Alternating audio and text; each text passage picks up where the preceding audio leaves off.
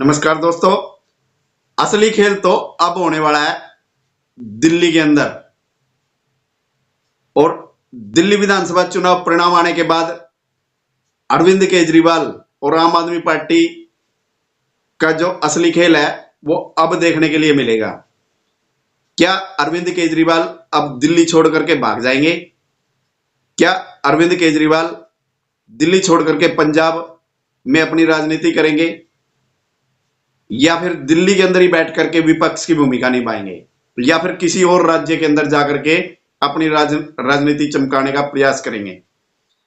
और साथियों, social media के ऊपर इस प्रकार के मीम भी बनने शुरू हो गए हैं और आप सबने वो मीम जरूर देखे होंगे।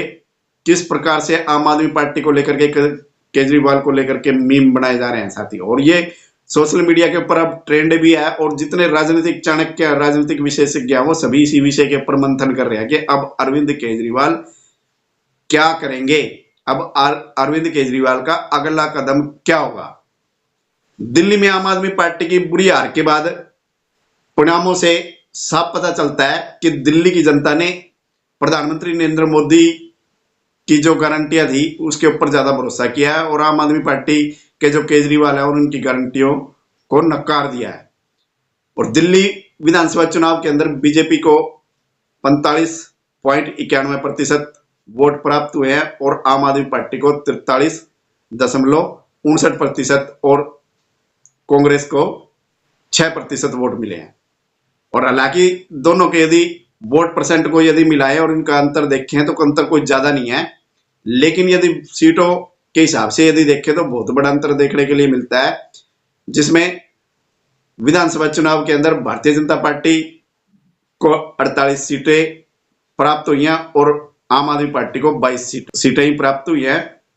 और साथियों, कांग्रेस ने तो हैट्रिक बना दिया है और ये रिकॉर्ड बन गया कांग्रेस का, और ये कांग्रेस के इतिहास में लिखा जाएगा कि कांग्रेस ने दिल्ली विधानसभा चुनाव के अंदर कांग्रेस को 0-0-0 3 बार 0 मिल चुका है 3 विधानसभा चुनावों में।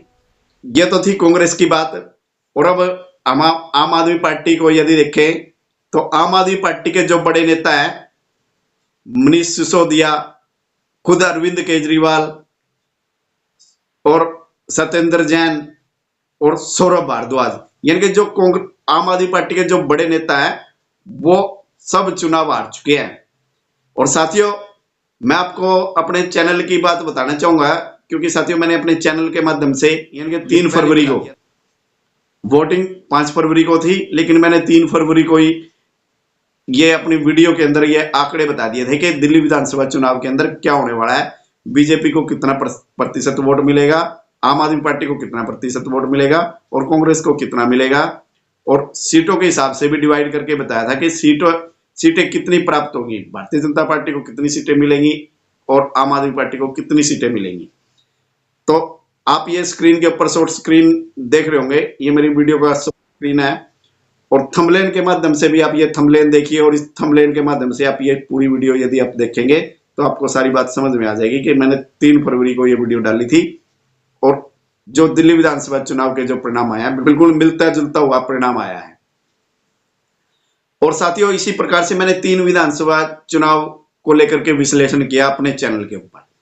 पहले मैंने हरियाणा विधानसभा चुनाव को लेकर के, लेकिन हरियाणा के अंदर जितने भी राजनीतिक विशेषज्ञ हैं और जितने भी राजनीतिक चाणक्य हैं और जितने भी बड़े बड़े न्यूज चैनल हैं, सभी ने यह बताया था कांग्रेस की सरकार बनने वाली है, कांग्रेस की लहर है। लेकिन साथियों, मैंने अपने चैनल के माध्यम से ये बताया था कि हरियाणा के अंदर कांग्रेस की लहर नहीं, भारतीय जनता पार्टी की लहर है और भारतीय जनता पार्टी की सरकार बनेगी। और क्या कारण है, क्या फैक्ट है, किस कारण से बनेगी, वो सारे फैक्ट मैंने वीडियो के माध्यम से बताए थे। और फिर इसी प्रकार से महाराष्ट्र विधानसभा चुनाव को लेकर के भी विश्लेषण किया था और महाराष्ट्र विधानसभा चुनाव में भी मैंने पहले ही बता दिया था, वोटिंग से पहले, कि महाराष्ट्र के अंदर मायावती की सरकार बनेगी और कितनी सीटें लेकर के आएगी। लगभग मैंने वो सभी जो मेरा अंदाजा था बिल्कुल सटीक बैठा, तो उसी प्रकार से परिणाम आए थे। तो फिर इस प्रकार से दिल्ली को लेकर के भी मैंने एक आंकलन किया था और वो आंकलन मेरा सटीक बैठा है साथियों। और दोस्तों, अब दिल्ली के अंदर अरविंद केजरीवाल की राजनीति क्या होगी, इसको लेकर के विशेष चर्चा है आज की वीडियो में। क्योंकि साथियों, अब आप सबने देखा कि जैसे ही विधानसभा चुनाव परिणाम आए और विधानसभा चुनाव परिणाम आने के बाद अरविंद केजरीवाल किस प्रकार से मीडिया के सामने आए पूरी शालीनता से कि मैं अपनी हार स्वीकार करता हूं और बीजेपी को शुभकामनाएं देता हूं। तो दोस्तों, जो व्यक्ति जब भी सोशल मीडिया के ऊपर आता था, जब मीडिया के सामने आता था, तो वो हमेशा बीजेपी के ऊपर आरोप लगाता था, और आज इतनी शालीनता के साथ, तो साथियों वो उसका डर रहा है, उस डर की वजह से वो शालीनता दिखाई है अरविंद केजरीवाल ने। और साथियों, कल की आप बात कीजिए, चुनाव परिणाम तो आज आए, लेकिन कल ही इन्होंने क्या बोला था कि बीजेपी के ऊपर आरोप लगाए थे कि बीजेपी ने हमारे 16 नेताओं को कॉल किया है और जिसे 15 करोड़ रुपए की ऑफर रखी है हमारे नेताओं को खरीदने के लिए बीजेपी ने।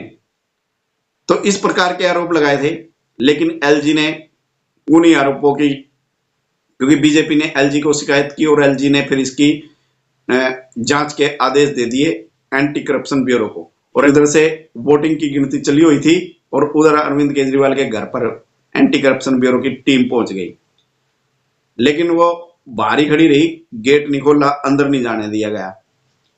इसी प्रकार से संजय सिंह के घर पहुंची एंटी करप्शन ब्यूरो की टीम, और जो इनके एक नेता है मुकेश अहलावत, जिन्होंने यह आरोप लगाया था कि मेरे को फोन आया और 15 करोड़ रुपए की ऑफर दी है भारतीय जनता पार्टी ने। तो साथियों, ये जितने भी इनके नेता थे जिन्होंने ये आरोप लगाया था, जिनके ये नाम बता रहे थे कि इनके पास फोन आया, वो सारे के सारे हार चुके हैं विधानसभा चुनाव। तो दोस्तों, और आज जब परिणाम आए तो अरविंद केजरीवाल किस प्रकार से शालीनता से आकर के कैसे उन्होंने सोशल मीडिया पर बयान दिया, तो डर इनके दिमाग में क्या है कि डर ये है क्योंकि सचिवालय, जहां पर सरकारी कार्यालय है, उस सचिवालय को सील कर दिया गया है, क्योंकि अब जब नई सरकार बनेगी फिर उसके बाद वो खोला जाएगा और फिर जितनी भी सरकारी फाइलें हैं उन सारी फाइलों को चेक किया जाएगा और उनकी जांच की जाएगी, और जिनके जो इन्होंने जो काले कारनामे कर रखे हैं, जो घोटाले कर रखे हैं, वो सारे के सारे उजागर होंगे और फिर उसके बाद अरविंद केजरीवाल के ऊपर और ज्यादा शिकंजा कसेगा। अभी तो आप सबने शराब घोटाले को ही सुना होगा, लेकिन उसके बाद तो बहुत सारे घोटाले उजागर होंगे इनके। तो ऐसा अब दिल्ली की राजनीति में होने जा रहा है और अरविंद केजरीवाल को भागने का मौका भी नहीं मिलेगा। लेकिन अब ये भागने की प्लानिंग कर रहे हैं कि पंजाब भागने की कोशिश कर रहे हैं कि पंजाब भाग जाए और पंजाब जाकर के आम आदमी पार्टी की सरकार है, वहां भगवंत सिंह पंजाब के सीएम है, तो हो सकता है कि अरविंद केजरीवाल ऐसी भी कोशिश करे, भगवंत मान को सीएम पद से हटा करके खुद वहां का सीएम बनने का प्रयास करें। और दोस्तों, अब आम आदमी पार्टी तिनके की तरह बिखर जाएगी, क्योंकि साथियों इसका कारण क्या है, क्योंकि आम आदमी पार्टी के अंदर कोई भी वैचारिक भावना नहीं है, कोई भी आइडियोलॉजी नहीं है आम आदमी पार्टी की। जिस प्रकार से हर पार्टियों का एक उद्देश्य होता है, एक मिशन होता है, लेकिन आम आदमी पार्टी का कोई मिशन नहीं है, कोई उद्देश्य नहीं है।